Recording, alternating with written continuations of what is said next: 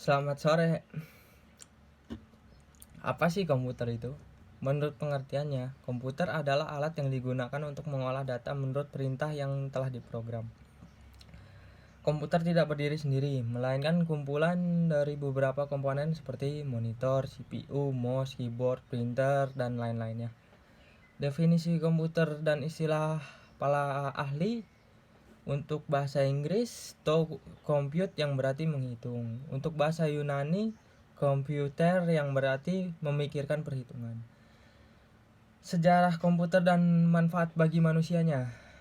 Asal usul komputer berawal dari abakus atau sempoa yang sudah ada di Cina pada abad 6 dan beberapa kawasan Mediterania di masa Yunani dan Romawi kuno. Pada tahun 1623, Wilhelm Schickard, teman seorang astronom Johannes Kepler, menemukan kalkulator mekanik pertama di Jerman. 19 tahun kemudian, Blaise Pascal, seorang ilmuwan Prancis, memodifikasi kalkulator mekanik menjadi kalkulator otomatis dengan 8 kolom digit. Di antara 1946 sampai 1716, seorang ahli matematika, Gottfried Wilhelm von Leibniz, mengembangkan kalkulator tersebut untuk pembagian dan perkalian. Pada tahun 1801, Joseph Marie Jacquard, penenun Prancis, menemukan alat tenun Jacquard yang dapat bekerja sesuai perintah berupa lubang di punchiscard. Untuk alat temuan inilah yang menjadi inspirasi Charles Babbage, ahli matematika. Ia menemukan komputer pada tahun 1833 sampai 1871. Pada tahun 1821, saat Charles Babbage kembali ke Inggris, ia segera membuat mesin seperti yang ia pikirkan. Mesin hitung pertama kali ini diberi nama Difference Engine. Mesin ini hanya dapat melakukan perhitungan matematika dengan sistem penambahan dan pengurangan saja. Pada tahun 1832, Charles Babbage mendapatkan ide untuk mengembangkan mesinnya supaya dapat menyelesaikan berbagai jenis operasi matematika. Mesin ini diberi nama Analytical Engine. 14 tahun kemudian, tepatnya pada 1944, komputer digital dalam bentuk awalnya berhasil dirancang oleh Howard Aiken. Beliau adalah seorang profesor di Harvard. Ciri-ciri komputer generasi pertama pada tahun 1946 sampai 1959. Memiliki hardware yang berukuran besar. 2. Instruksi operasi sangat spesifik dan hanya dapat melakukan tugas tertentu. 3. Program hanya menggunakan bahasa mesin. 4. Menggunakan silinder magnetik. 5. Membutuhkan listrik yang besar. 6. Perlunya mesin pendingin. 7. Kapasitas perkecil. 8. Kinerja lambat. 9. Menggunakan konsep stored program dan magnetic storage. 10. Menggunakan tabung hampa sesuai sirkuitnya. Untuk komputer generasi kedua, pada ciri-ciri komputer generasi kedua pada tahun 1959 sampai 1965. Menggunakan operasi bahasa pemrograman tingkat tinggi Fortran dan COBOL.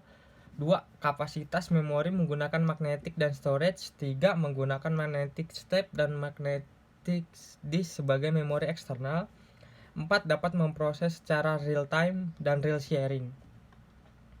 5. Ukuran jauh lebih kecil dibanding komputer generasi pertama. 6. Kinerja lebih cepat. 7. Daya listrik lebih kecil. 8. Penggunaan program pada aplikasi bisnis dan teknik.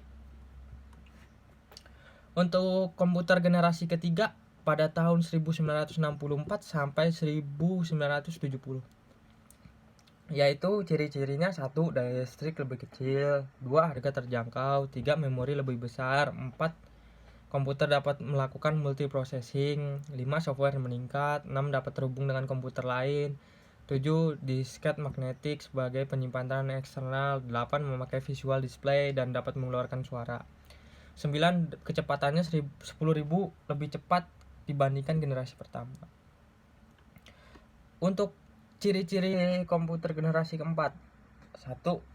Menggunakan large scale. 2. Digunakan untuk perorangan. 3. Efisien dan dapat dibawa kemana-mana seperti laptop. 4. Menggunakan semikonduktor dan mikroprosesor untuk memorinya. Untuk generasi kelima, sudah saat ini sampai masa depan menggunakan LSI, fitur semakin banyak, kecepatan pemrosesan informasi meningkat. Dan untuk dampak perkembangan komputer untuk manusia, ya ini setiap perkembangan teknologi pastinya menimbulkan dampak positif dan negatif, yaitu ada aspek sosial masyarakat.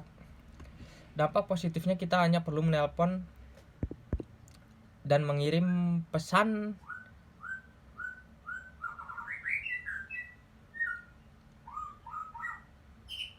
digital. Selain mendengar suara, kita juga dapat melihat wajah orang tersebut dan mengakses internet lebih mudah. Dampak negatifnya adalah semakin seseorang berinteraksi dengan komputer, maka seseorang tersebut akan lebih jarang berinteraksi dengan lingkungannya. Untuk aspek pendidikan, dampak positifnya kini banyak pengajar yang memberikan tugas kepada muridnya untuk mencari informasi melalui internet. Dampak negatifnya, pengajar yang memberikan tugas kepada muridnya untuk informasi melalui internet tersebut akan menjadi baik, informasi jauh lebih mudah, tapi kadang sering disalahgunakan. Untuk aspek hukum positifnya, aplikasi permainan yang dapat diunduh dengan mudah. Seseorang yang memiliki waktu senggang pun akan memainkan permainannya di komputer. Untuk dampak negatifnya dapat muncul banyaknya tindak kejahatan virtual, penipuan anak, judi, dan lain-lain.